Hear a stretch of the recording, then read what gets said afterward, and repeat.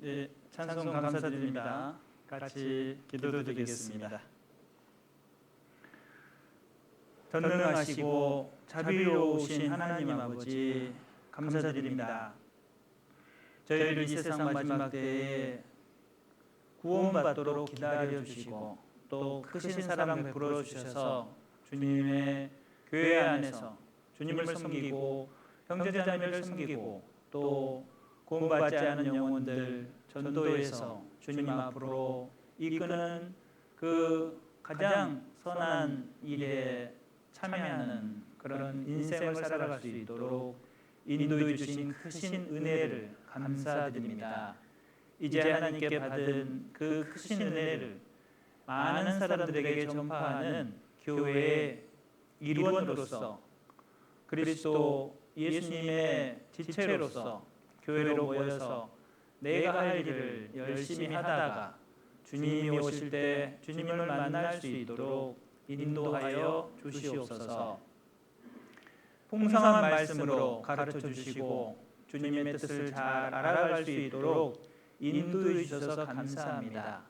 오늘 주일을 맞이하여 우리 청도교회 형제 자매님들 한자리에 모이게 해주시고 주님의 뜻을 더욱더 알 수 있도록 인도해 주시는 은혜를 감사드립니다.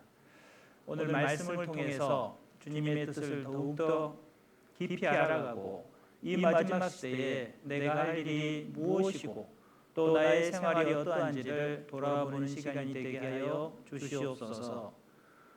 오늘 이 자리에 참석하지 못하신 분들 각자 어디에 있든지 주님께서 그 마음과 몸을 위로해 주시고 치료해 주셔서 다음에는 꼭 다 같이 참석할 수 있도록 인도하여 주시옵소서. 해외에서 전도하는 모든 선교사님들과 그 가정을 주님께서 지켜주셔서 주님의 복음을 담대히 전하는 일에 지치지 않고 힘내서 전도할 수 있도록 인도하여 주시옵소서. 그러한 해외 선교의 일에도 우리가 참여할 수 있도록 우리의 마음도 열어 주시옵소서. 오늘 교제의 시종을 주님께 의지합니다. 예수님의 이름으로 기도드렸습니다. 아멘. 네. 본문 성경 베드로전서 1장 17절 찾아보겠습니다. 베드로전서 1장 17절 말씀입니다. 예, 1장 17절 말씀을 접어두시고 읽으시면 좋겠습니다. 베드로전서 1장 17절 말씀을 찾으셨으면 같이 읽어보도록 하겠습니다. 외모로 보시지 않고 각 사람의 행위대로 판단하시는 자를 너희가 아버지라 부른즉 너희의 나그네로 있을 때를 두려움으로 지내라. 네, 반갑습니다. 네, 청도교회 형제자매님들 만나뵙게 돼서 너무 반갑습니다. 제가 지난번에 2022년에 정종현 목사님 계실 때 와서 주일 말씀 때 뵙고 갔습니다. 너무 다시 뵙게 돼서 반갑고요. 이 청도교회가 그 당시에 이쪽이 이제 좀 외곽이잖아요. 여기에 현대적인 이 건물이 있어가지고 제가 깜짝 놀랐습니다.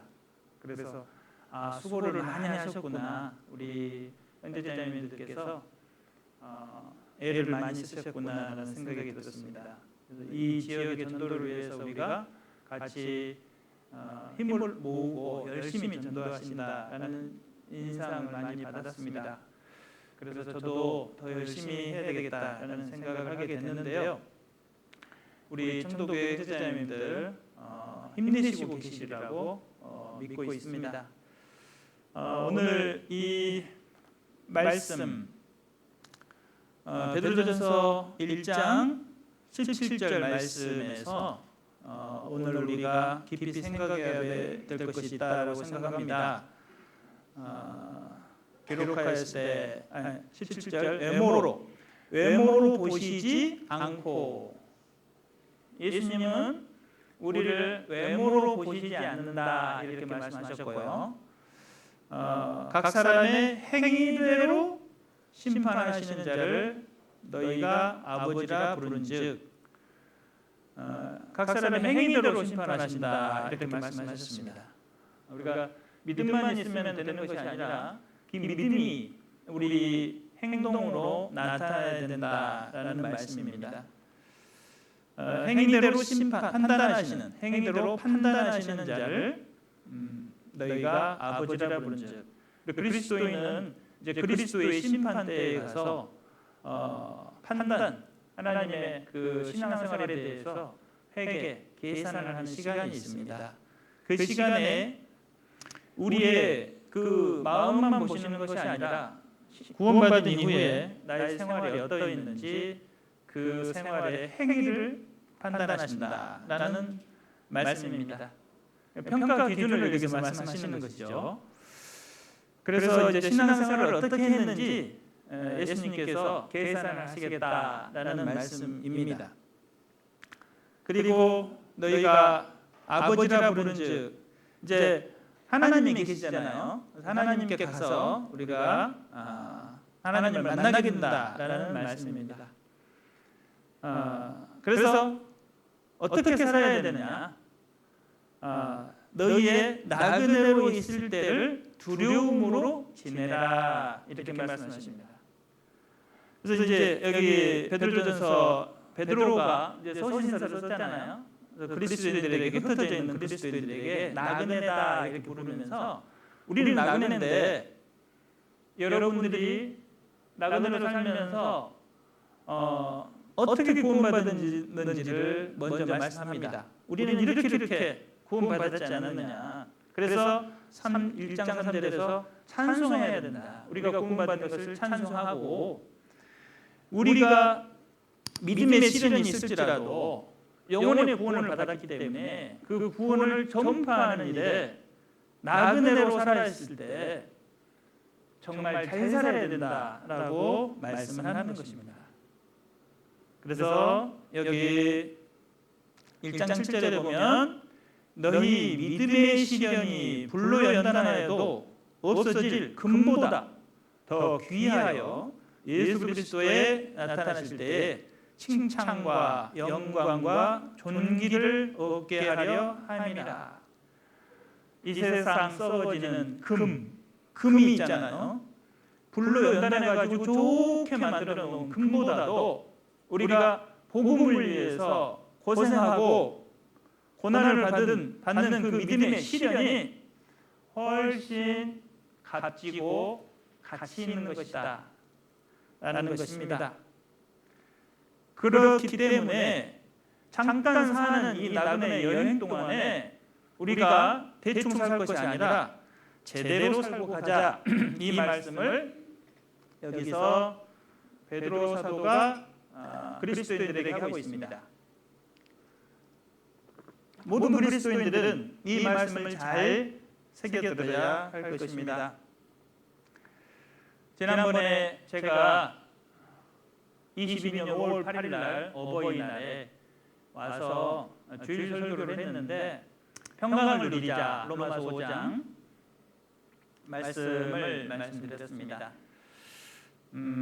우리가 평강을 누리자. 여기서도 베드로전서에서도 은혜와 평강이 너희에게 더욱 많을지어다. 로마서 이 모든 서신서에서 1장 1절 2절에 항상 인사하면서 사도 바울이 말씀하신 내용이 있습니다. 마음의 평강을 누리라 이렇게 말씀하셨어요. 마음의 평강이 있으려면 마음이 편해야 되잖아요. 마음이 편해야 된다. 평강을 누리기를 원한다 이렇게 해놓고 사도 바울이 우리가 어떻게 구원받았는지 아느냐 찬송합니다 이렇게 하고 우리가 할 일을 이야기합니다. 할 일. 모든 서신서에서 우리가 이렇게 큰 구원을 받았으니까 이 일을 잘하고 하나님을 만나 뵈야 되지 않겠느냐 이 말씀이에요. 공통적인 메시지입니다. 그래야지만이 진정한 우리의 마음에 평강이 있다라는 것입니다. 방학이 끝나면 방학 숙제를 잘 한 학생과 하지 않은 학생의 마음이 다를 것입니다. 졸업식 때 상장을 많이 받는 학생과 상을 하나도 못 받는 학생은 집에 갈 때 그 발걸음이 다를 것입니다. 우리는 과연 구원받은 이후에 얼마만큼의 상급을 쌓아놓고 예수님을 만나게 될지, 잘 산 사람과 그렇지 않은 사람은 다를 것입니다. 평강이 있는 사람과 평강이 없는 사람이 있을 것이다 라는 말씀입니다. 평강을 누리라 이 말은 결국은 마음이 편하려면 할 일을 하고 마음 편하게 살다가 주님을 만나야 된다. 즉, 할 일을 열심히 해야 된다는 것입니다. 나그네는 그냥 바깥에 놀러 온 나그네를 말하는 것이 아닙니다. 하나님께서 여기서 표현하는, 성경에서 표현하는 베드로가 말씀하는 이 나그네는 순례자, 그리스도인들을 말하는 거예요. 큰 핍박이 나서, 예루살렘에 큰 핍박이 나서 온 세상으로 그리스도인들이 흩어졌습니다. 거기서 그리스도인들은 구원받지 않은 이방인들을 만나서 열심히 전도를 했습니다. 그리고 순교하기까지 어디에 있으나 어떤 상황에서나 복음을 전하고 갔습니다. 구원받은 것을 감사하고 가는 곳마다 그 불쌍한 영혼들을 불쌍히 여기고 복음을 전하는 일에 최선을 다한 사람이 마음의 평강이 있을 것입니다. 베드로는 그러한 삶을 살기를 원했고 사도 바울도 옥중서신에서 은혜와 평강이 너에게 있을 것을 원한다라고 말씀하셨습니다. 하나님의 은혜, 예수님의 구속, 구원을 믿고 감사하는 사람은 그 언제든지 죽어도 천국 가는 사람이기 때문에 그 피를 믿고 구원을 받았기 때문에 너무나 감사해서 마음이 편할 것입니다. 언제 죽어도, 감옥에 있어도, 감옥 바깥에 있어도 마음이 편하기 때문에 그렇습니다. 그런데 그럼에도 불구하고 내가 받은 구원을 다른 사람에게 전파하지 못하고 있는 나의 모습을 봤을 때 우리 그리스도인들은 마음이 평강이 깨질 때가 많습니다. 왜 나는 구원을 받아놓고 나만 이 평강을 누리고 우리 가족에게, 우리 동네 사람들에게 복음을 더 많이 전하지 못하고 있는지 내 스스로를 볼 때 너무나 답답하고 힘든 것을 느낄 수가 있습니다. 지금 하나님께서는 우리에게 코로나 바이러스도 보여주시고 팬데믹이라고 하죠. 그래서 성경 강해도 못하게 하고 모이지도 못하게 하는 그 현실도 우리는 봤고 그것을 지나왔습니다.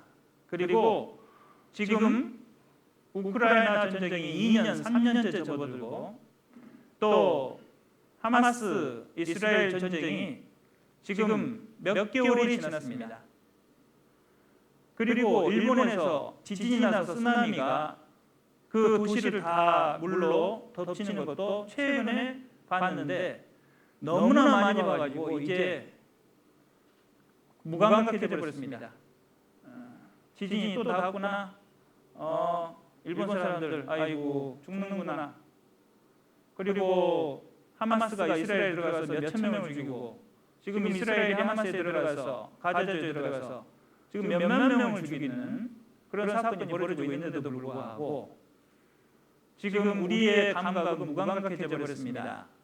그리고 러시아가 우크라이나를 침공해가지고 양쪽 사상자가 죽은 사람이 지금 30만 명, 40만 명 이렇게 죽고 있습니다. 무기 공장은 엄청나게 지금 돌아가고 있습니다.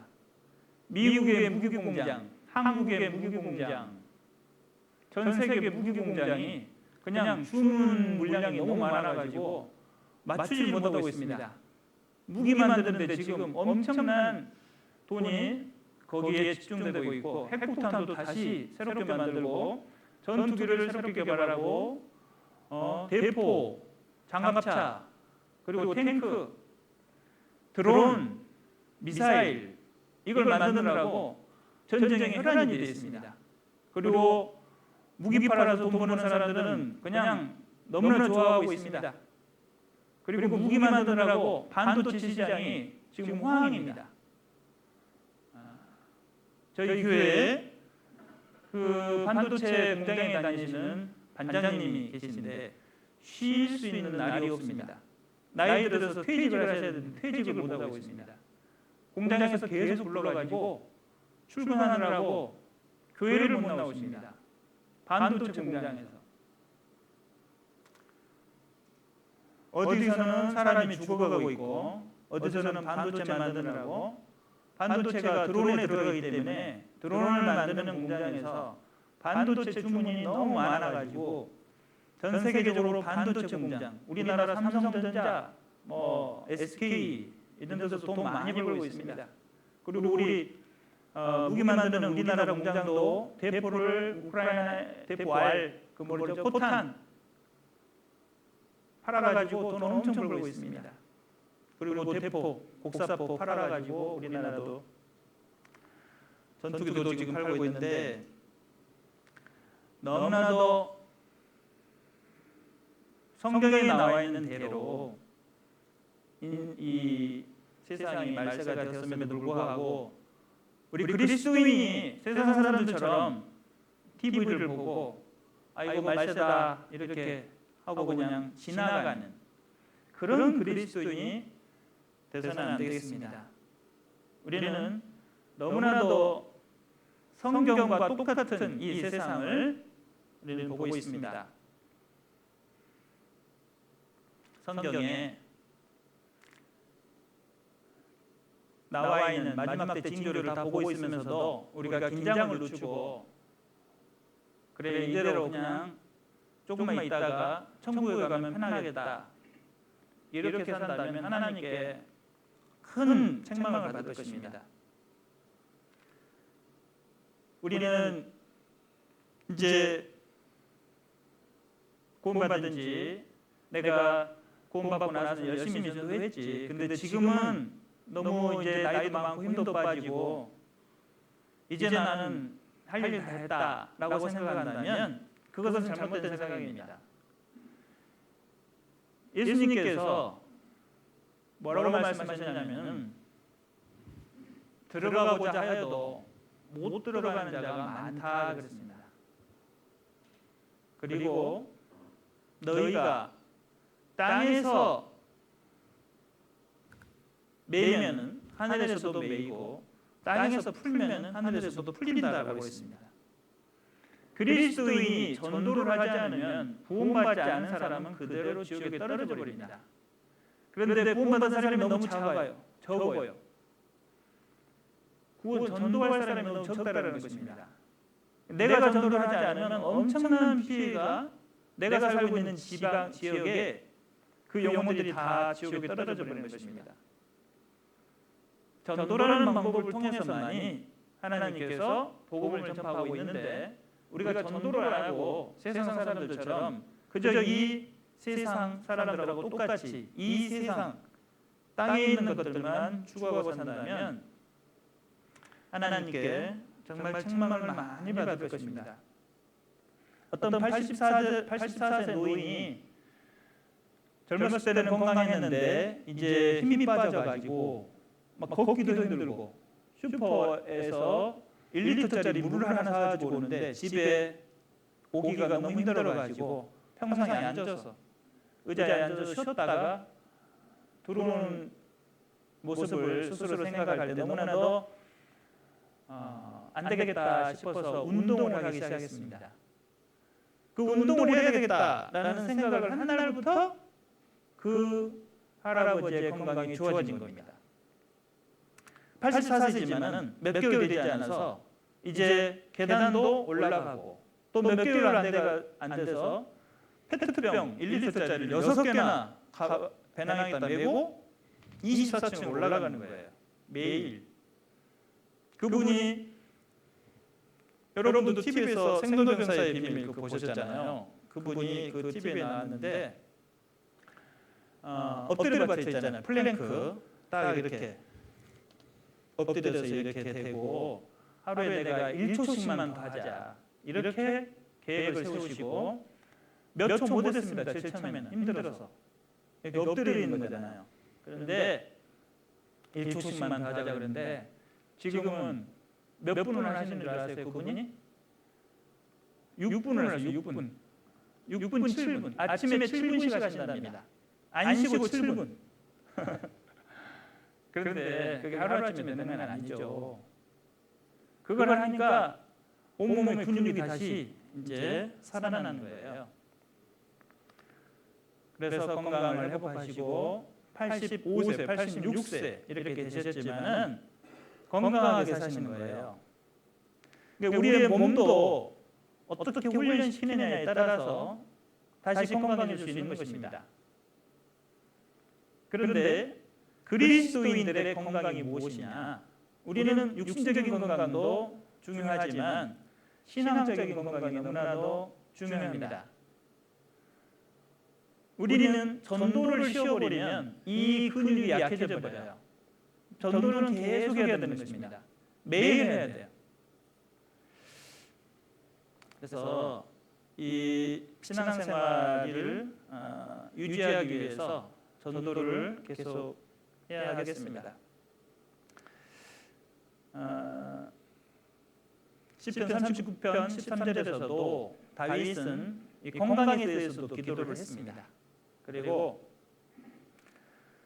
우리가 신앙생활을 할 때 마무리가 중요하다고 계속해서 말씀을 들었습니다. 그런데 많은 성경의 위인들이 마무리가 잘못돼가지고 신앙생활을 실패하는 경우가 많습니다. 그러니까 구원받고 열심히 이제 살았다 할지라도 마무리를 잘못하고 가버리면 하나님께서 이제 칭찬하지 않으셔요. 그렇기 때문에 마무리를 잘해야 되겠습니다. 우리 이제 정관명 목사님, 담임 목사님 이제 오셔가지고 1년 이제 잘 적응하셨죠, 같이. 그래서 2024년에는 더욱더 이제 본격적으로 같이 함께 전도를 열심히 하시리라 생각이 됩니다. 열심히 한번 2024년에 화이팅 하시기 바랍니다. 그래서 예수님 이제 언제 오실 줄 모르는데 우리 청도교회가 다시 한번 도약을 하고 이렇게 건물을 지을 때 마음을 열심히 모았듯이 마지막 한번 힘을 내서 전도했으면 좋겠습니다. 우리 청도의 소싸움이 있잖아요. 어제 우리 총무님이 잠깐 청도 소싸움을 구경시켜 주셔가지고 갔다 왔는데 소들이 이제 싸우는데 어떤 경기가 재밌습니까? 그냥 싱겁게 끝나버리는 그런 6초 만에 끝나더라고요. 제일 처음에 3게임을 봤는데 6초 만에 끝난 게임. 그리고 그 다음 더 빨리 끝났어요. 거의 한 2초 만에 끝난 게임이 있었고 그 다음에 이제 마지막 게임 봤는데 한 10분 정도 싸웠습니다. 그러니까 어떤 게임이 재밌느냐, 최선을 다해서 소들이 싸웠을 때 그 경기가 재밌는 것입니다. 마찬가지로 우리가 신앙생활을 할 때 어떤 신앙생활을 해야 될까? 하나님 보시기에 너무나도 싱거운 그런 신앙생활을 하는 사람이 있고 끝까지 최선을 다해서 하는 그 신앙생활도 있을 것입니다. 그 소들이 자기가 정말 최선을 다해서 싸웠을 때 예측을 못하도록 싸운다는 거죠. 꼭 이 청소와 홍소가 있는데 빨간 소, 파란 소가 있잖아요. 그러면 파란 소가 이길 줄 알았는데 빨간 소가 이기는 거예요. 그러니까 누가 이길지를 알 수가 없다는 것입니다. 겉모습만 우리는 본다는 거죠.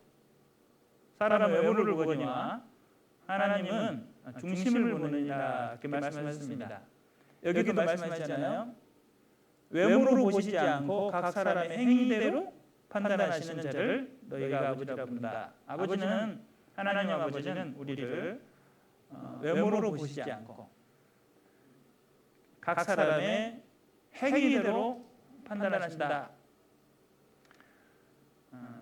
외모로는 어떤 소가 작고 힘도 없이 보이지만은 그 투지가 너무 세가지고 포기하지 않고 끝까지 버틴 결과 그 자기보다 더 등치 크고 힘센 그 소를 이기는 그런 게임이 된다는 것입니다. 우리가 스스로를 이제 늙었다, 힘이 없다, 그리고 시간이 많이 지났다, 이대로 가겠다 이런 생각만 하는 것이 아니라 정말 다시 한번 하나님이 주시는 그 뜻대로 힘을 내서 싸우는 것이 중요합니다. 그래서 시작이 반이라는 말도 있고 또 최선을 다하면 반드시 열매를 주신다 그런 말씀도 있습니다. 그래서 여기서 두 가지를 우리가 생각해 보자 합니다. 이제 오늘 주제는 이제 나그네 인생의 목적인데 첫 번째는 두려움으로 지내야 되겠다라는 것입니다. 두려움으로 지내야 되겠다. 무엇을 두려워해야 되느냐? 베드로전서에서는 가장 강조하는 것이 뭐냐면은 두려워해야 될 것이 어디 있느냐 이겁니다. 두려워할 것이 어디 있느냐? 여기 2장 11절에 있습니다. 가장 두려워해야 될 것이 바깥에 있는 것이 아니라 자기 속에 있다라고 말씀합니다. 2장 11절 같이 읽겠습니다. 사랑하는 자들아 나그네와 행인 같은 너희를 권하노니 영혼을 거스려 싸우는 육체의 정욕을 제어하라. 이게 오늘 핵심적인 내용이에요. 핵심적인 내용입니다. 가장 무서운 것이 바로 나의 육신입니다. 그래서 여기서 사도 베드로는 정확하게 그 핵심적인 부분을 이야기합니다. 나그네와 행인 금방 지나간다는 것이에요. 우리는 이 인생에 우리 본향이 어디입니까? 본향은 천국. 다시 본향으로 금방 갑니다. 그러면 거기 천국 들어가면 이 세상이 아득하게 보일 거예요. 내가 저 세상에서 잠깐 살다 왔구나. 근데 내가 저 세상에서 뭐하다가 살고 왔지? 최대한 주님을 위해서 많이 산 사람은 보람이 있을 겁니다. 그런데 구원도 늦게 받고 뭐 하는 일도 없이 그냥 와버렸다. 그러면 정말로 그 사람은 별 남는 장사가 없습니다. 부끄러운 구원이 되겠죠. 그런데 거기서 가장 우리는 지금 여기 아직 안 가셨잖아요. 지금 여기 이 세상에 있습니다. 아직 기회가 있다는 거예요. 기회가 있을 때 하나라도 더 남기고 가야 됩니다. 사랑하는 자들아 나그네와 행인 같은 너희를 권하노니 영혼을 거스려 싸우는 육체의 정욕을 제어하라. 육체의 정욕을 제어하는 것이 가장 큰 할 일이에요. 육체의 정욕을 제어하지 않으면 신앙생활을 할 수가 없는 것입니다. 육체의 정욕을 제어하라. 너무나도 이 육신이 강하기 때문에 거기에 우리는 푹 젖어서 살고 있을 수가 있습니다. 감각이 무감각해져 버리는 거예요. 육신이 앞서면 성령의 일을 할 수가 없습니다. 로마서 8장 말씀처럼. 그래서 이 육체의 정욕을 제어하는 것이 아주 중요하다. 그래서 너희 두려움으로 지내라. 이 말은 육체의 정욕에 빠져가지고 하나님의 일을 하지 못하는 것을 두려워하라 라는 말씀이 되는 거예요. 마음은 있는데 행하면 안 되는 것이죠. 그것의 원인은 육신에 있다는 것입니다. 아까 그 할아버지처럼 하루에 1초만이라도 내가 하겠다라는 생각을 하고 시작을 하는 게 중요해요. 시작을 하지 않고 생각만 하고 있으면은 그 육신의 계속에서 져버리는 것이 되고, 생각하는 것을 시작을 하면은 육신을 이겨나가게 되는 것입니다. 육신은 계속해서 하기 싫고 운동하기 싫고 쉬고 싶고 또 그냥 가만히 앉아 있고 싶죠. 그런데 그 할아버지는 시작했기 때문에 육신이 다시 건강히 돌아오는 것입니다. 그래서 이 육체의 정욕을 제어를 해야 되는데 그것을 표현한 말이 바로 요한일서 2장 15절부터 16절 말씀입니다. 여러분이 다 아시는 말씀이잖아요. 자, 잠깐 찾아보고 요한일서 2장 15절, 16, 17 제가 빨리 읽겠습니다. 이 세상이나 세상에 있는 것들을 사랑치 말라. 누구든지 세상을 사랑하면 아버지의 사랑이 그 속에 있지 아니하니 이는 세상에 있는 모든 것이 육신의 정욕과 안목의 정욕과 이생의 자랑이니 다 아버지께로 쫓아온 것이 아니요 세상으로 쫓아온 것이라. 이 세상도 그 정욕도 지나가되 오직 하나님의 뜻을 행하는 이는 영원히 거하느니라. 자, 여기에 그리스도인의 가치관이 그대로 들어 있습니다. 이 말씀이 아주 중요하죠. 그래서 이 세상에 있는 것들을 사랑하는 마음을 이렇게 조절을 해야 돼요.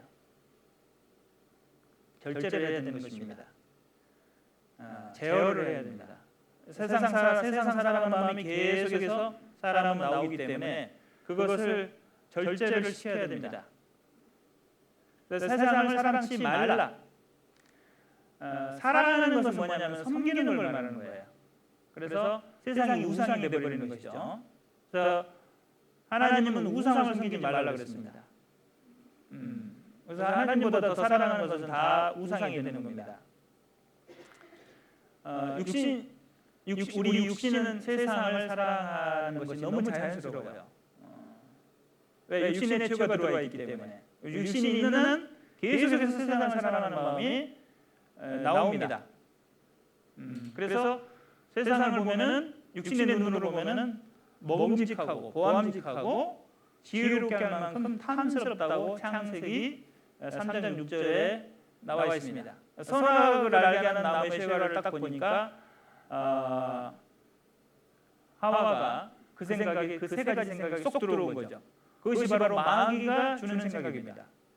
마귀는 스스로 타락을 할 때 그 생각이 쏙 들어왔어요. 그래가지고 타락이 돼서 하나님을 도전해낸 것입니다. 그것이 바로 죄의 시작이죠. 그래서 그 죄의 마음이 우리 육신에 들어있기 때문에 그것을 우리 죽을 때까지 계속 있는 거예요. 그래서 거기서 나오는 마음이 무엇이냐? 돈을 사랑하게 되는 겁니다. 왜냐하면 이 세상은 돈으로 그 세 가지를 얻을 수 있기 때문에 먹음직하고 보암직하고 지혜롭게 하는 만큼 탐스러운 것들을 돈으로 얻을 수가 있기 때문에 돈을 사랑하게 된다. 그런데 돈을 사랑하게 되면 거기서 모든 죄가 출발하게 됩니다. 디모데전서 6장 10절에서 일만하게 뿌리가 된다라고 말씀합니다. 돈을 사랑함이 일만하게 뿌리가 되나니 이렇게 말씀하셨어요. 그래서 모든 죄의 시작이 돈을 사랑하는 마음에서 나오는 겁니다. 그래서 누가복음 16장 13절에서 너희가 하나님과 재물을 겸하여 섬길 수 없다라고 말씀하셨어요. 돈을 사랑하게 되면 내가 하나님하고 돈을 같이 신으로 만들어버리기 때문에 돈을 신이라고 생각하기 때문에 하나님도 신이고 돈도 신이잖아요. 그러면 두 가지 신을 섬기는 거예요. 그러면 하나님이 봤을 때 우상을 섬기는 것입니다. 그래서 이 우상을 섬기지 말라라고 출애굽기 34장 14절에서 말씀하셨는데 그 말씀을 어겨버리게 되는 거예요. 내가 언제 돈을 사랑했습니까? 근데 돈을 가까이 하고 돈을 계속해서 너무 집착하게 되면 돈을 사랑하게 되버립니다. 그래서 그 돈에 대한 그 마음을 잘 관리를 해야 되는 것입니다. 돈을 벌지 말라는 얘기가 아니라 돈을 사랑하게 되면 문제가 발생한다라는 것이죠. 그래서 돈을 벌 때 잘 사용하고 또 사랑해서는 안 되겠습니다. 그리고 이제 세 번째로 무슨 생각을 두려워해야 되냐면 육신의 생각을 두려워해야 됩니다. 로마서 8장 5절 찾아보겠습니다. 로마서 8장 5절.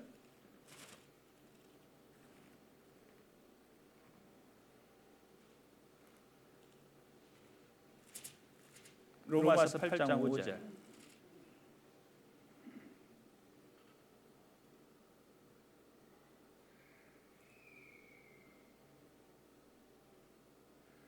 제가 읽겠습니다. 5절부터 7절까지 제가 읽겠습니다. 육신을 쫓는 자는 육신의 일을, 영을 쫓는 자는 영의 일을 생각하나니 육신의 생각은 사망이요 영의 생각은 생명과 평안이니라. 육신의 생각은 하나님과 원수가 되나니 이는 하나님의 법에 굴복치 아니할 뿐 아니라 할 수도 없음이라.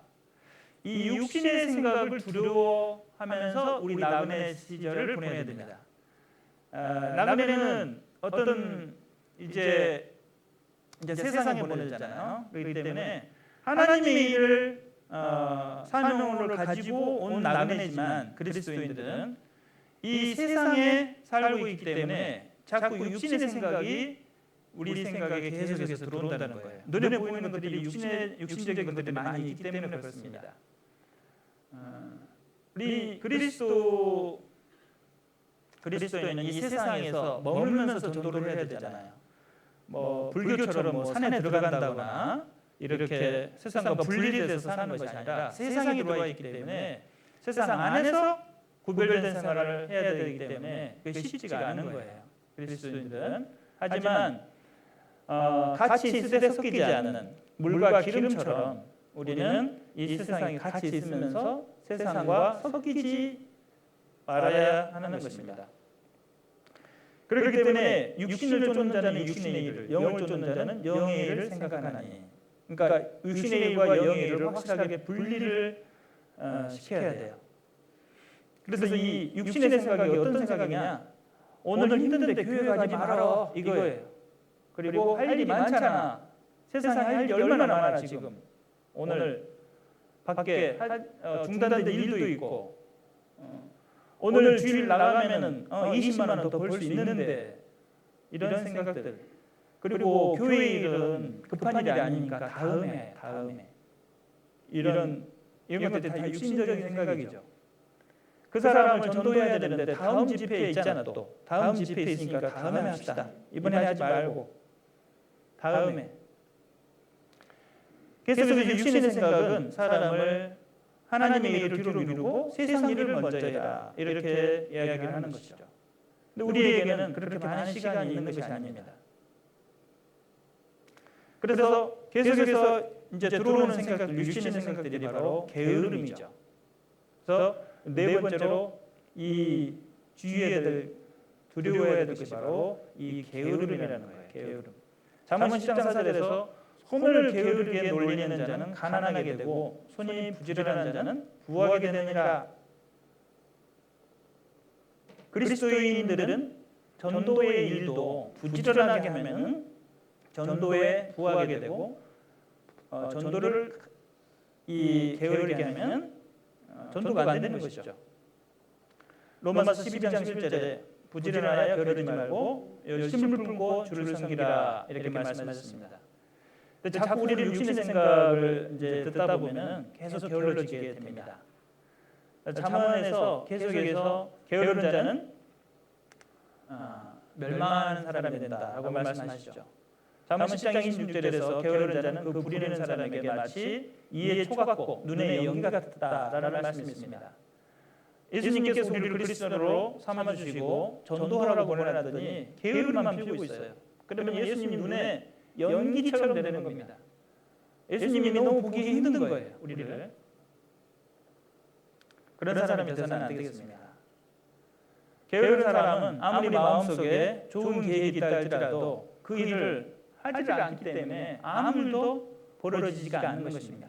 그냥 말뿐인 것이죠. 게으른 사람은 늦잠을 자고 늦게 일어나서 하는 일이 무엇이냐. 다윗처럼 늦게 일어나서 하는 일은 죄를 범하게 돼 있어요.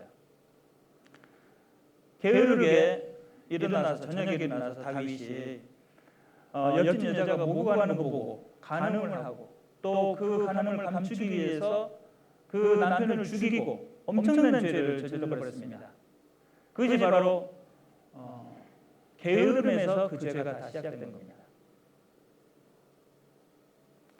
그래서 이 게으름은 큰 죄가 되는 거예요. 야고보서 4장 7절에서 사람이 선언할 줄 알고도 행치 아니하면 죄인이라 이렇게 말씀하신 거예요. 어떤 교인이 목사님에게 와서 육신의 종에서 벗어나는 방법을 알려주세요. 그러니까 목사님이 이렇게 이야기했답니다. 당장 죽으셔야 됩니다. 그래서 왜냐하면 살아있는 한 계속해서 육신의 종이 올라오기 때문에 몸이 죽어야지만이 그 육신의 종에서 벗어날 수 있는 것입니다. 그러니까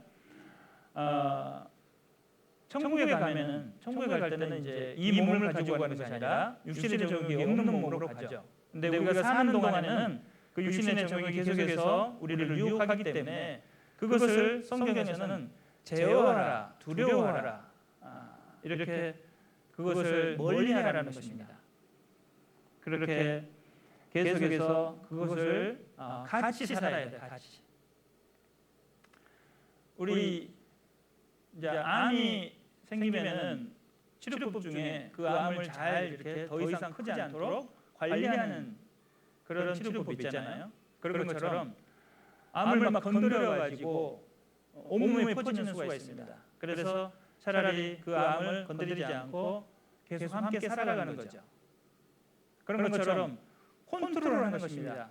그 육신의 종을 컨트롤해서 더 이상 커지지 않도록 계속해서 잘 관리를 해야 하는 것이죠. 그러려면은 우리는 말씀으로 계속해서 그 암덩어리 육신의 종을 더 이상 커지지 않도록 말씀을 계속 약처럼 먹어야 되는 거예요. 구약, 신약 이걸 먹어서 그 육신의 종 암을 더 이상 커지지 않도록 조절을 잘 해야 됩니다. 그러니까 우리가 병들면 약을 정말 규칙적으로 잘 드시잖아요. 누가 시키지 않아도 나 약 먹어야 돼. 약 먹으려고 밥도 먹고. 그래서 그렇게 관리를 열심히 하듯이 신앙생활도 육신의 적용을 컨트롤하려면 말씀을 잘 먹어야 됩니다. 규칙적으로. 그렇게 스스로 챙겨서 잘 말씀을 드려야 되겠습니다. 그래서 우리는 언제 그 육신의 종이 제어되느냐? 말씀을 듣고 묵상하고 감동이 될 때 그 말씀이 컨트롤이 됩니다. 그 육신이. 우리가 약을 잘 먹어서 이 약이 우리 몸을 잘 이렇게 효과를 발휘했을 때 병이 치료되듯이 말씀이 잘 들어가야지만이 우리 육신이 컨트롤이 되는 것입니다. 그래서 히브리서 4장 12절에서 하나님의 말씀은 살았고 운동력이 있어서 이 자고의 날선 어떤 검보다도 예리하다라고 했습니다. 그래서 그 말씀을 잘 먹었을 때 그 작동을 할 수 있는 것입니다. 그래서 마태복음 4장 4절에서 사람이 떡으로만 살 것이 아니요 하나님의 입으로 나오는 모든 말씀으로 살 것이니라 이렇게 말씀하셨어요. 그렇기 때문에 그 두려워해야 될 걸 두려워해야 돼요. 우리가 두려워해야 될 걸 두려워해야 됩니다. 첫 번째 두려워할 것이 뭐라고 그랬죠? 우리의 육신의 정욕을 두려워해야 돼요. 그것에 빠지는 내 모습을 두려워해야 됩니다. 일단 빠지면은 하나님께 징계를 받고 또 회복해야 되고 또 괴롭고 엄청난 그 회복의 과정이 들어가는 거죠. 우리가 암에 걸리면은 수술을 받아야 되고 항암 치료해야 되고 뭐 1기냐 2기냐 3기냐 해가지고 엄청난 병원에 가면서 시달림을 당해야 됩니다. 병원에 가고 싶어서 간 사람 아무도 없습니다. 그런데 내가 건강관리를 잘못함으로 인해 가지고 내가 병이 왔다면 병원에 가서 엄청나게 시달려야 되거든요. 평상시에 자세가 틀어져 있기 때문에 허리 디스크가 와가지고 허리 디스크 치료하는데 얼마나 힘듭니까? 병원에 갈 때마다 줄 서고 허리 수술 받고 심한 경우는 허리에 철심을 넣어서 평생 동안 허리를 굽히지도 못하고 살아야 됩니다. 병의 경중에 따라서 엄청난 치료를 많이 받는데 신앙생활도 마찬가지입니다. 내가 죄가 많이 빠진 경우 그리고 신앙생활에 너무 나태한 경우 병이 많이 든 겁니다. 그럴 때는 수술이 많이 필요한 겁니다. 하나님께서 많이 수술을 깊이 많이 합니다. 많이 잘라내야 됩니다. 그런 사람도 있습니다. 그래서 두려워해야 돼요. 병을 두려워하듯이 육신의 병을 두려워해야 됩니다. 그리고 두 번째, 여기 베드로 전서 1장 17절 다시 보면은 두려움으로 지내라 이걸 했고요. 이제 행위를 보신다 이 말씀을 묵상해 보겠습니다. 행위대로 심판하신다. 행위대로 판단하신다. 이거예요. 첫 번째는 두려워하라. 육신의 종을 두려워하라. 두 번째는 행위를 보시는 하나님. 행위대로 판단하신다. 우리 말로만 가지고 신앙생활하는 게 아닙니다. 행위대로 판단하신다. 첫 번째는 우리가 교제에 잘 거하는지 그 행위를 잘해야 됩니다. 교회에 나오는 습관을 잘 갖춰야 돼요. 그래서 교제에 잘 나오고 창세기 2장 18절에서 사람을 어떤 존재로 만들었냐면 혼자 독처하는 것이 좋지 못하게 만들어놨습니다. 그렇기 때문에 집에서 나는 혼자서 신앙생활하고 유튜브로 말씀 들으면 됩니다. 이거는 안 됩니다. 왜냐하면 혼자서는 안 된다고 되어 있기 때문에. 독처하는 것이 좋지 못하다. 그것은 협동하라. 같이 모여서 두세 사람이 모인 곳에 나도 있다. 이렇게 말씀하셨습니다. 전도서 4장 9절로 12절에서 한 사람이면 패하겠거니와 두 사람이면 능히 당하나니 상대줄은 쉽게 끊어지지 아니하니라. 왜 자꾸 이런 말씀을 하냐면 이 혼자서는 못하는 거예요. 신앙생활은. 빌립보서 1장 5절 6절에서 너희 안에서 착한 일을 시작한다 그랬습니다. 그리고 너희 안에서 그건 교회를 말하는 거예요. 그래서 예수님은 교회를 통해서 역사를 이루어 가셔요. 개인을 통해서가 아니라. 그러니까 우리가 부지런히 교회에 나와가지고 같이 교제하는 가운데서 주님의 일이 진행되는 것입니다. 그런데 과거에 이제 구원을 받았잖아요. 이스라엘 민족이 출애굽을 해서 광야로 들어갔습니다. 그래서 하나님을 막 찬양했어요. 그런데 출애굽기 17장에서 광야로 나갔는데 물이 없는 거예요. 그래가지고 얼마 며칠 전에 찬양했던 그 하나님은 온데가 없고 이제 물을 안 주는 나쁜 하나님만 있는 거예요. 그래가지고 아이고 나쁜 하나님 물도 안 주시네 원망을 하니까 바로 뒤에서 누가 쫓아왔죠? 엄마하고 주저앉아가지고 울고 있으니까 야 뒤에서 에서의 자손 아말렉들이 와가지고 야 쟤들이 이제 퍼졌다 그래가지고 가서 약탈을 했단 말이에요. 막 금은보화를 가지고 있기 때문에 애굽에. 그래서 약탈하니까 이제 정신이 번쩍 나가지고 기도를 한 겁니다. 모세 우리를 위해서 기도해 주세요. 기도하니까 이제 여호수아가 가서 전쟁을 아말렉하고 한 겁니다. 그래서 모세가 손을 들어서 기도를 하면은 이기고 손을 내리면은 지는 거예요. 그것을 이스라엘 백성이 볼 수 있도록 하나님이 학습을 시켜줬습니다.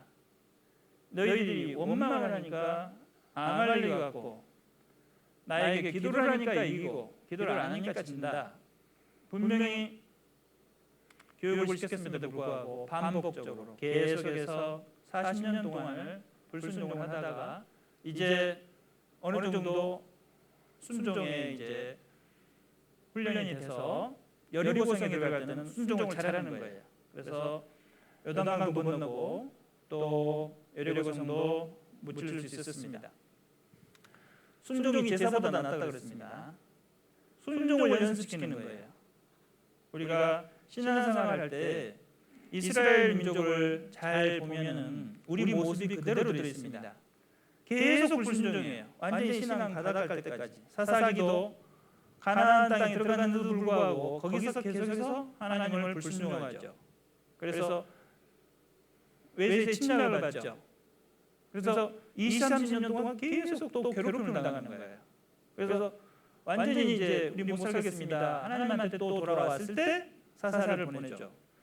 그렇게 해서 계속해서 그러한 육신의 모습들이 반복되는데 그것이 바로 우리 신앙생활이다라는 것인데 신앙생활이다라는 것이 아니라 육신의 모습이라는 거죠. 그래서 육신의 모습이 그러한 모습이 있기 때문에 이스라엘처럼 그렇게 될 것이 뻔하기 때문에 그리스도인은 그렇게 되기 전에 정신을 차리고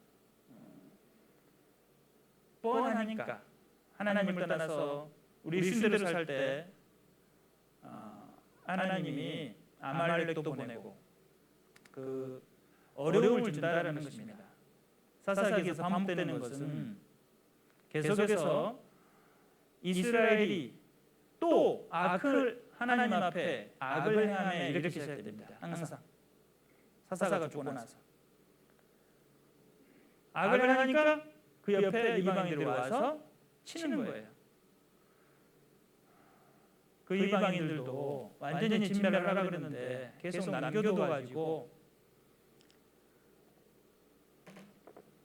계속 문제를 일으켰습니다. 그래서 우리가 그 성경을 통해서 교훈을 받고 우리가 신앙생활을 잘 하려면 우리는 어떻게 해야 되냐면 그 이스라엘처럼 어리석은 행동을 반복하면 안 되고 우리는 견고하여 흔들리지 말고 항상 주의 일에 힘쓰는 사람이 되라라고 이제 고린도전서에서는 말씀하는 겁니다. 그래서 우리가 자꾸 흔들리니까 이스라엘처럼 흔들리면 계속해서 가야 될 방향은 이 가운데인데 자꾸 흔들리니까 시간이 많이 걸리고 열흘에 갈 길을 40년에 가지 않냐. 그러니까 흔들리지 말고 예수님 손 붙잡고 쭉 반드시 가야 된다라는 말씀을 하는 겁니다. 그것은 뭐냐?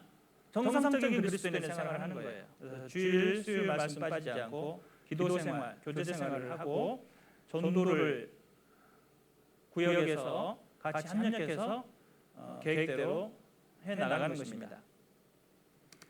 그렇게 해서 결국은 우리가 교제와 말씀과 기도가 잘 어우러졌을 때 구역을 중심으로 해서 전도가 이루어지고 한 분 한 분들이 이제 교회로 오고 이제 상담과 집회를 통해서 구원을 받고 교제에 붙게 되는 것입니다. 그것을 계속해서 이제 이어나가려면 우리 개개인이 한 분 한 분이 신앙생활이 딱 서 있어야 되는 것입니다. 그리고 모이기를 피하는 어떤 요소가 있다면 단호하게 제거하고 아말렉을 치듯이 확실하게 잘라버려야 돼요. 아말렉이 언제까지 계속 있었냐면 그 히스기야 왕 때까지 계속 있었습니다. 그래서 시므온 지파에 의해서 이제 몇 절이 됐는데 그 나머지 인원들이 이제 바벨론 그리고 페르시아 시대까지 쭉 이방인 시대까지 퍼졌다가 에스더 시대에 하만이 아말렉 족속입니다. 하만이 이스라엘 족속을 죽이려고 했을 때 에스더가 그 하만도 죽이고 전 국토에 있는 페르시아 왕국에 있는 아말렉 족속을 다 죽였어요. 그때 다 이제 죽은 겁니다. 그렇게 끈질긴 것이 바로 아말렉입니다. 그러니까 우리 생활 속에서도 다 죽였다고 생각했는데 잔당들이 남아서 다시 쳐들어오는 거예요. 우리 생활 속에서도 마찬가지입니다. 그러니까 아말렉을 우리가 치듯이 긴장을 하면 안 되는 겁니다. 언제 하만 같은 그 대적들이 나올 수가 있는 거예요. 그러면 또 다시 쳐야 됩니다. 그래서 그 당시에 에스더를 보면은 조금 한 번 쳤는데 또 죽이잖아요. 에스더가 왕에게 말해가지고. 그래서 이제 불임절이라고 하는 그 명절이 절기가 생겼는데 한 두 번인가를 더 이렇게 조서를 내려가지고 그 확실하게 대적들을 죽이는 그 대목이 나옵니다. 그런 것처럼 다시 일어나지 못하도록 정말 확실하게 처단하는 것이 필요한 거예요.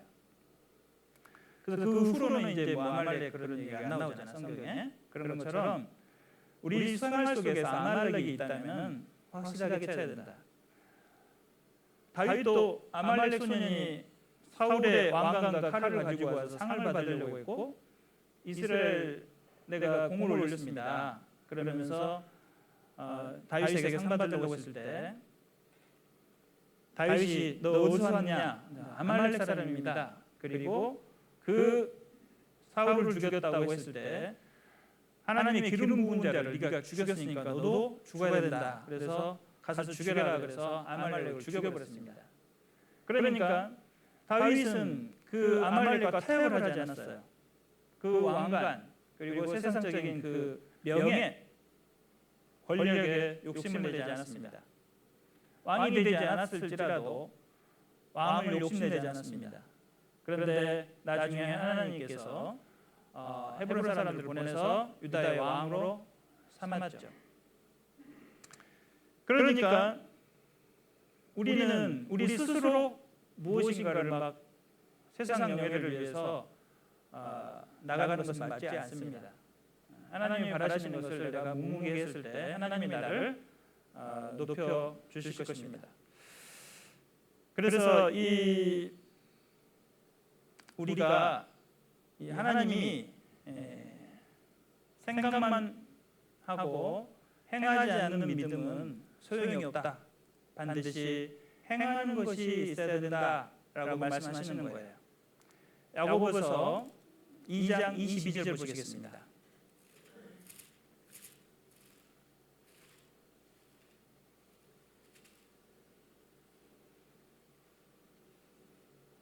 야고보서 2장 22절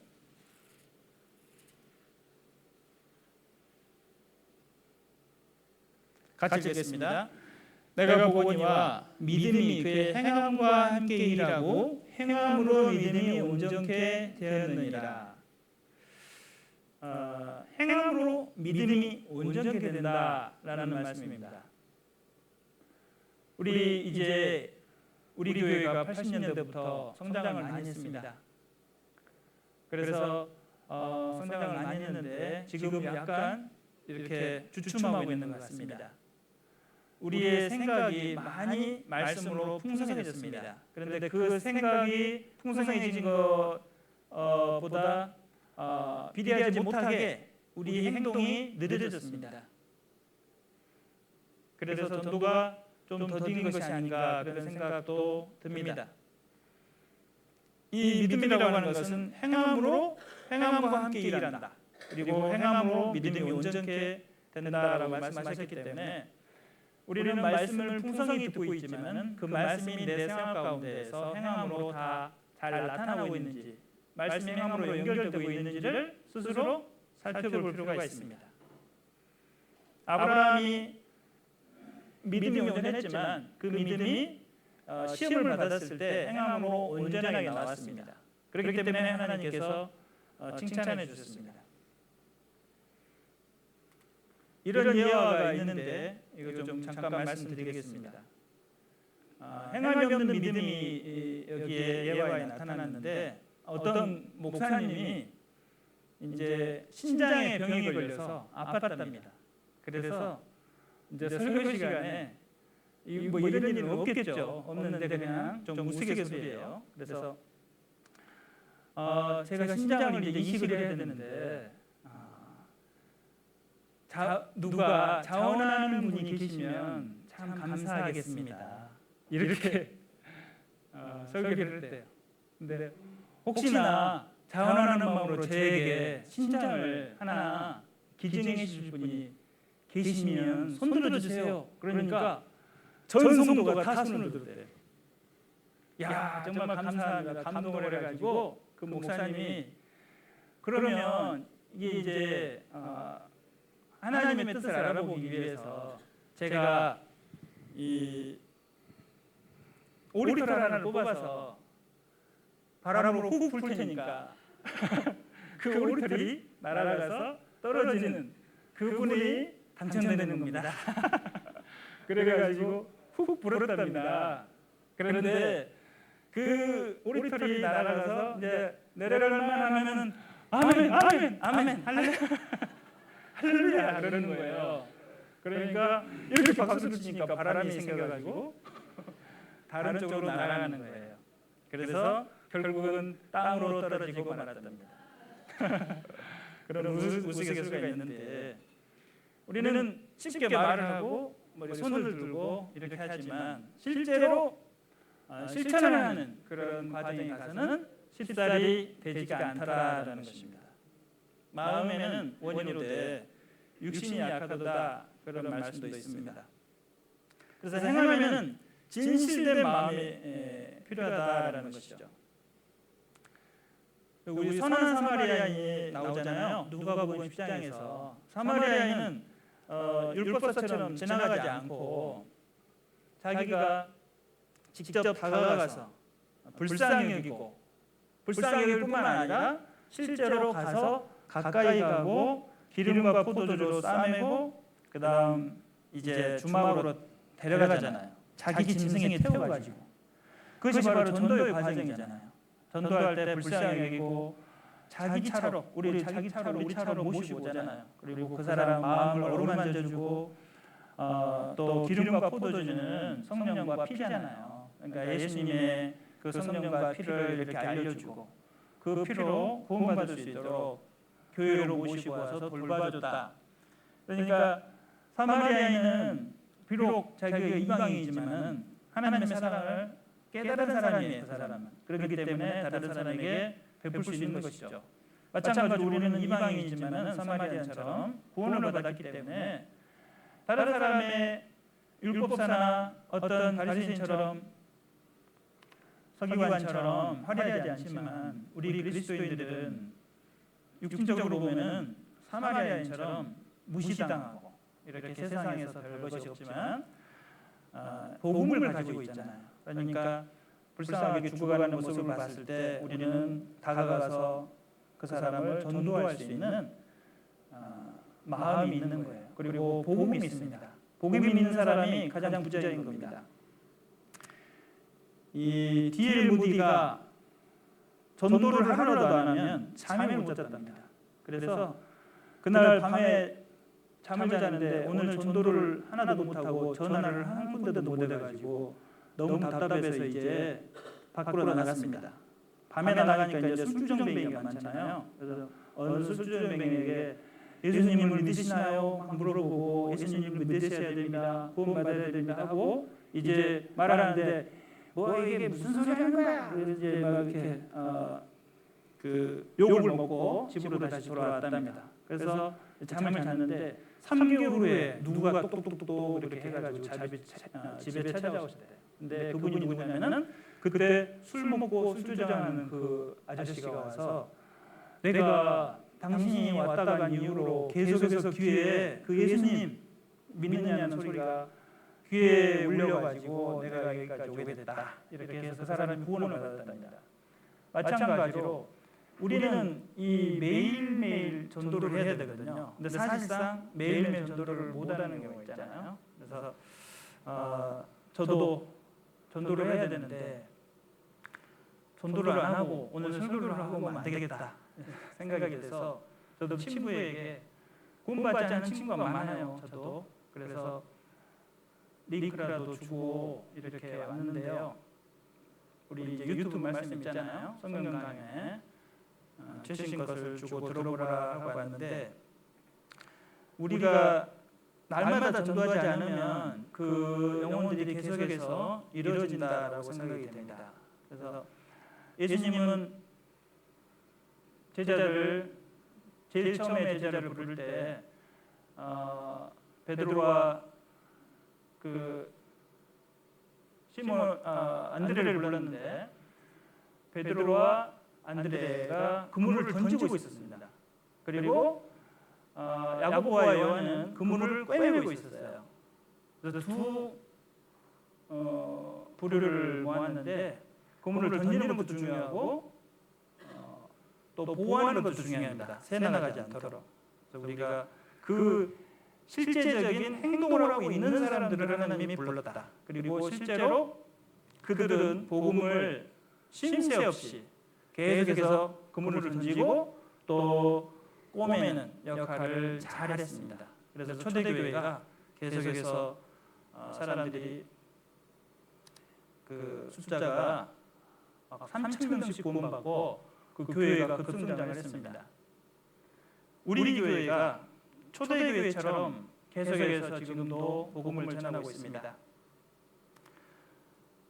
그리고 예수님 오실 때까지 우리 교회가 이 세상에서 복음이 계속해서 날마다 구원받는 숫자가 하나님이 붙여주시라고 믿습니다. 여기 사도행전 2장 46절을 보면 날마다 우리가 모여가지고 떡을 떼며 전도하고 그런 걸 했더니 하나님께서 날마다 구원받는 사람을 더해 주셨다는 말씀이 있습니다. 우리 전 세계적으로 우리 교회가 지금도 엄청 활발하게 전도가 되고 있습니다. 날마다 구원받는 사람이 한 명 이상 있을 거예요. 우리 교회를 통해서. 그 일을 위해서 우리가 이제 기도를 해야 되고 우리 청도교회도 날마다 구원을 받지 못할지라도 날마다 전도를 해야 됩니다. 그래서 우리가 복음을 전하는 일을 하루에도 멈춰서는 안 되는 거예요. 예를 들어서 교회에 구역마다 두 구역이 계시잖아요. 그러면 구역에서 한 달에 교회로 모시고 와서 목사님과 상담을 하는 케이스가 몇 건이냐 이것도 중요합니다. 그래서 어찌 됐든 그분이 구원을 받든 안 받든 우리는 교회로 와서 그분이 상담을 하고 또 전도 집회를 듣는 그 일이 매일 이 교회당에서 매일은 아니더라도 일주일에 한두 건은 있어야 되겠다라는 생각이 듭니다. 그래서 하나님이 우리의 마음이 있다면 분명히 붙여주실 것이다 이렇게 생각을 합니다. 그래서 전도에 더욱더 파이팅 하시고 하나님께서 지금 이 베드로전서에서 말씀하셨듯이 두 가지 우리가 육신에 빠진 것을 두려워하고 또 행함이 없는 믿음을 행함이 있는 믿음을 가진다면 하나님이 반드시 우리를 우리의 연수와 상관없이 쓰신다는 겁니다. 성경에서는 연수가 많다고 해서 뭐 힘이 빠지고 이런 말씀이 없습니다. 없기 때문에 하나님이 우리 교회를 통해서 역사하신다는 말씀하셨기 때문에 우리 교회에서 내가 할 일이 무엇이냐 이것을 잘 생각하고 집회를 위해서 준비를 해야 되겠습니다. 2월 13일 날 청국잔치가 있고 19일 날부터 대전도 집회가 있습니다. 그래서 이 집회를 위해서 정말로 마지막 집회가 될 수도 있다는 생각을 가지고 이 집회를 어떻게 준비해야 될 것인지 우리 청국잔치가 있으니까 우리 교회 학교만의 일이다라고 생각하시지는 않을 겁니다. 다 참석하고 다 참여하는 그런 청국잔치 그리고 대전도 집회가 되겠습니다. 그래서 믿는 자에게 못할 것이 없고 또 능력을 주신다고 말씀하셨습니다. 그러니까 그 집회를 위해서 우리는 이제 집회를 통해서 구원을 많이 받잖아요. 그리고 집회를 전후로 해가지고 상담을 많이 해야 됩니다. 그래서 집회 전에도 상담을 하고 집회 후에도 상담을 해야 됩니다. 집회만 와가지고 구원받는 경우는 많이 없습니다. 요즘은. 그러니까 전후로 상담을 많이 해야 돼요. 집회 듣기 전에 말씀도 상담을 해가지고 말씀 듣는 준비를 시켜야 되고 또 관심을 일으켜야 되고 구원 또 집회 끝나고 나서 또 구원을 못 받은 사람을 상담을 시켜야 됩니다. 그렇게 하지 않으면 요즘은 힘듭니다. 요즘은 너무나도 세상이 악하기 때문에 구원을 받기가 점점 힘들어지고 있습니다. 그러니까 더더욱 우리가 그런 부분들을 신경을 많이 써야 되겠습니다. 같이 기도하겠습니다. 하나님 아버지 감사합니다. 오늘 말씀을 통해서 외모로 보시지 아니하시고 행위로 판단하시는 하나님을 생각하고 또 육신에 빠지지 않도록 이 나그네 세월을 두려움으로 지내라는 말씀을 하셨습니다. 이 두 가지 마음을 가지고 내가 믿음이 있다고 하고 행함이 없는 삶을 살고 있지 않은지, 그리고 육신에 빠져 있지 않은지를 스스로 돌아보는 시간이 되게 해주시고, 만약에 그런 모습이 있다면 아말렉을 처단했듯이 내가 그 바르지 않는 마음을 처단하고 올바른 그리스도인의 생활로 회복할 수 있도록 인도해 주시고 전도에 게으르지 않게 해 주셔서 그 신앙생활의 그 건강한 모습을 되찾을 수 있도록 인도하여 주시옵소서. 우리 청도 교회 형제 자매님들, 이 지역의 그 불쌍한 영혼들을 맡겨 주셨습니다. 끝까지 포기하지 않고 교회를 이끌 수 있도록 다시 한번 힘주시고 또 이루하여 주시옵소서. 감사드리며 예수님의 이름으로 기도드렸습니다. 아멘.